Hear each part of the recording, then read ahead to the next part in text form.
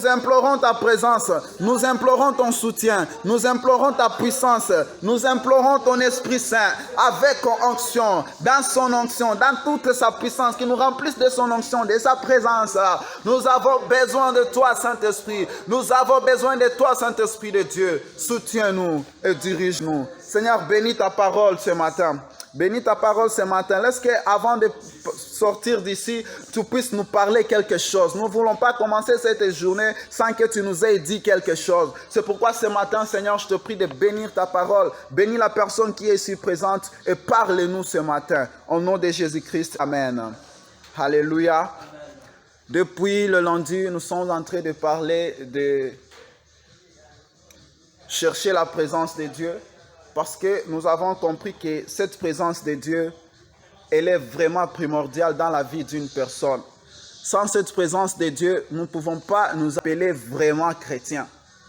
Parce que la première chose, le premier pas qu'un homme fait, c'est d'abord de recevoir Jésus-Christ comme Seigneur et Sauveur de sa vie. Et lorsqu'il entre dans sa vie, là, on peut lui appeler maintenant chrétien. Et cette présence, elle sera toujours souhaitée, cette présence, elle sera toujours enviée par la personne qui aime ce Dieu-là, qui a soif de lui. Et nous avons dit que chercher Dieu, ce n'est pas une chose qu'on fait une seule fois. La présence de Dieu, c'est quelque chose qui se recherche du jour au jour dans la vie d'un chrétien, dans la vie d'un homme, dans la vie d'une femme décidée d'aimer Dieu, peu importe les circonstances de la vie, cette personne. Donc, toute chose peut changer dans la vie d'une personne, mais ce que l'homme qui aime Dieu ne peut pas accepter de perdre, ça doit être cette présence de Dieu-là. Alléluia. Maintenant, ce matin, nous voulons parler un peu, nous allons ouvrir nos Bibles dans le livre de 1 Timothée, chapitre 5, verset 18. 1 Timothée, chapitre 5, verset 18. La parole de Dieu nous dit ceci. Car l'Écriture dit, tu ne muselleras point le bœuf quand il foule le grain, et l'ouvrier mérite son salaire. C'est ça la phrase qui m'a retenu ici. L'ouvrier mérite son salaire. Il est vrai que chaque ouvrier de ce monde, chaque ouvrier dans tous les domaines qu'il peut faire, il est important. C'est son droit à lui de mériter son salaire. C'est pourquoi vous verrez des manifestations lorsque les gens ne perçoivent pas leur salaire. Vous verrez des manifestations de marche d'enseignants qui disent « Oh, nous voulons être payés ». Parce que quelque part, leur droit est bafoué. Quelque part, on ne répond pas à leur droit d'être rémunéré, d'être payé. Mais l'ouvrier ici dont nous voulons parler ce matin, c'est cet ouvrier-là qui fait l'œuvre de Dieu. C'est cette personne-là qui agit en fonction de ce que Dieu lui dit de faire. L'œuvre de Dieu ne pas seulement être serviteur consacré à l'église, être pasteur, être chanteur, ça ne se limite pas seulement par là. Être ouvrier, premièrement, c'est tout ce qu'on est en train de dire ces derniers temps. C'est d'abord avoir Dieu en toi. Parce que lorsque tu as Dieu en toi, la personne de Dieu habite en toi, Dieu en toi commencera à imprimer les choses en toi qui te permettront d'agir selon la manière dont il veut que tu agisses. Maintenant, lorsque tu es en train d'agir selon les directives de Dieu, maintenant tu deviens ouvrier. Là, tu es maintenant ouvrier. Ça veut dire que vous verrez des personnes qui ne prêchent pas à l'église, vous verrez des personnes qui ne chantent pas à l'église, mais il y a quelque chose que la présence de Dieu a imprimé à lui et qui lui amène à être ouvrier. Plusieurs personnes actuellement servent Dieu, mais ils ne sont pas vus à l'église. Ils ne montent pas ici sur la chair. Ils ne font pas, je ne sais pas, le protocole, mais sont des ouvriers de Dieu. Sont des ouvriers dans le royaume de Dieu. Sont des ouvriers pour l'œuvre de Dieu. Vous verrez ce genre de personnes, soit lorsque nous venons à l'église, et ils sont là avant nous. Ils font des choses, ils arrangent le OSC, ils arrangent la salle, mais lorsque nous venons, nous arrivons, nous voyons que les choses ont été faites. Mais ils ne sont pas vus de tout le monde. Vous verrez des personnes qui, la présence de Dieu a imprimé cette habitude-là de prier pour les autres.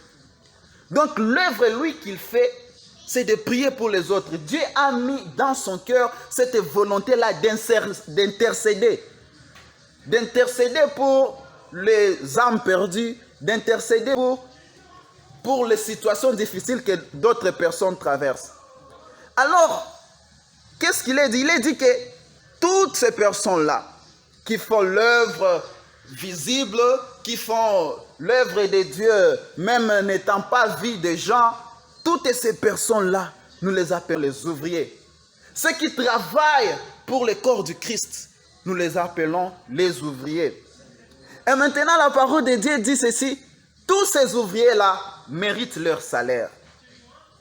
Et je me suis dit, j'ai vu à moi que, en voulant trop comprendre cette parole, j'ai trouvé que le plus grand salaire que le maître peut nous donner, c'est lui. Alléluia. Le plus grand salaire qu'un ouvrier qui sert Dieu peut recevoir, c'est Dieu. Dieu est notre salaire.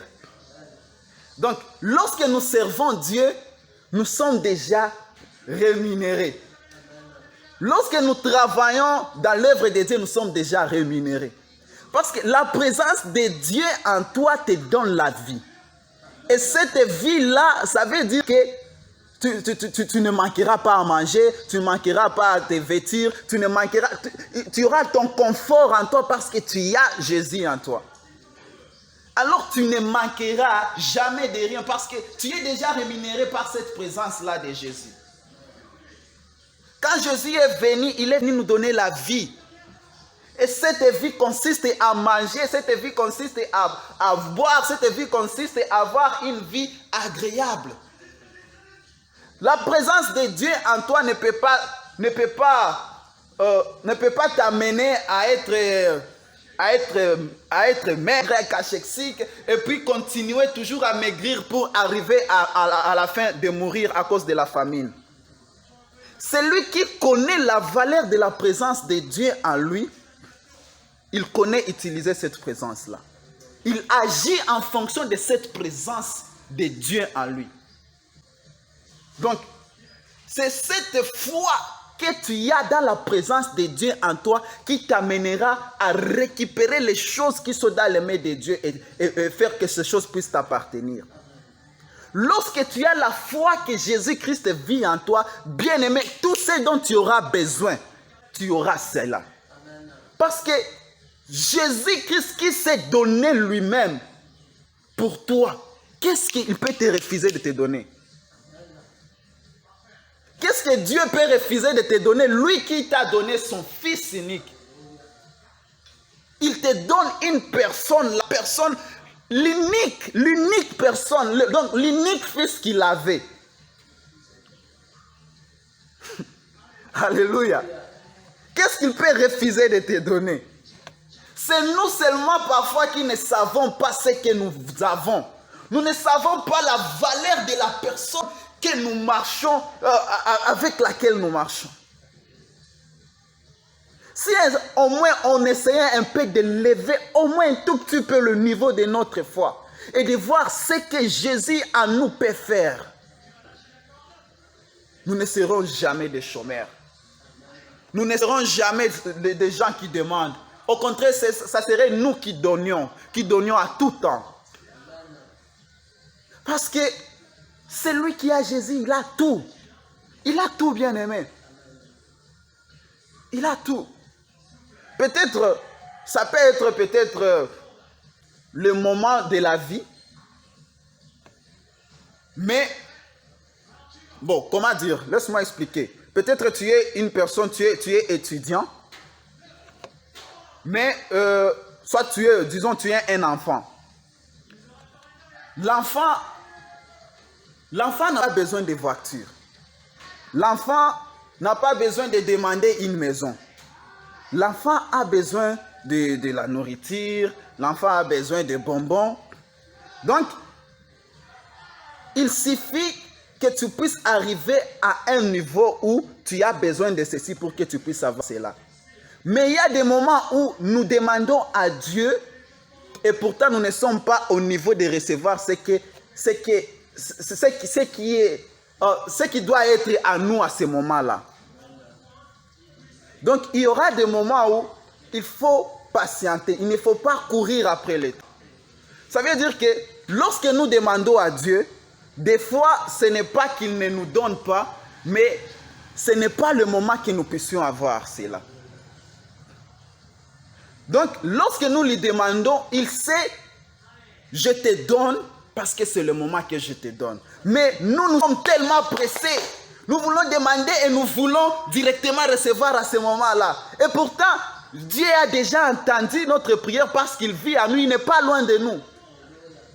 Lorsque nous disons seulement quelque chose, il entend parce qu'il vit à nous. Maintenant, nous sommes tellement pressés, nous voulons directement recevoir la chose là. Et pourtant, nous lui avons déjà dit, lui maintenant, il est en train d'examiner cette requête afin qu'il puisse te donner au moment opportun. Afin qu'il puisse te donner à son temps.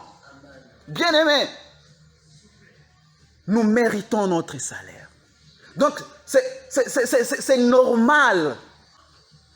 C'est normal d'être récompensé. Alléluia. Et nous avons cette récompense parce que nous servons Dieu. Toi qui es venu ici très tôt le matin, toi qui as quitté ce froid, qui a quitté la chaleur de la nuit, Dieu veut te dire ce matin que tu mérites ton salaire parce que tu es un ouvrier. Dans tout ce que tu fais là, fais-le bien. Augmente le courage de ce que tu fais pour Dieu.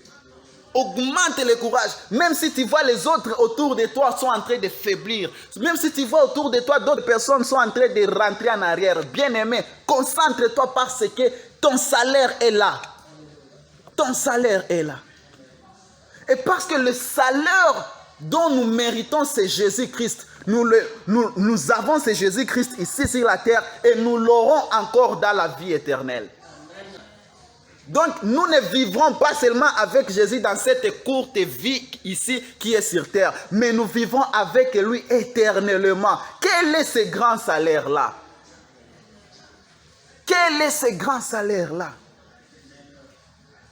C'est vrai, on peut te donner un salaire de 10 000 $. Bon, tu vas utiliser ça et seulement ici sur la terre, ça finit et ça passe. Mais la joie éternelle, le bonheur éternel, la paix éternelle, où il n'y aura pas de souffrance. Ça, c'est le salaire éternel. Que Dieu vous bénisse abondamment. Nous serons en train de dire merci à Dieu.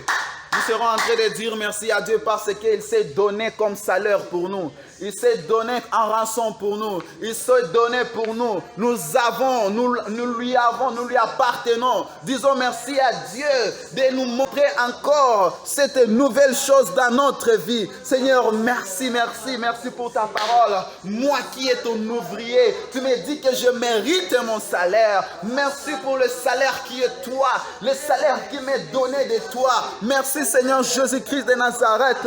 Je te loue Seigneur. Je te loue Seigneur, je te loue Seigneur pour mon salaire qui est toi, éternel Dieu Tout-Puissant. Merci Jésus-Christ de Nazareth, merci Jésus-Christ de Nazareth. Gloire à toi Jésus, gloire à toi Seigneur Dieu Tout-Puissant. Bien-aimé, tu seras en train de bénir ta journée. Tu seras en train de bénir ta journée. Tu dis à ce Dieu qu'il marche avec toi. Lui qui vit à l'intérieur de toi, qu'il marche avec toi, qu'il soit ta lumière.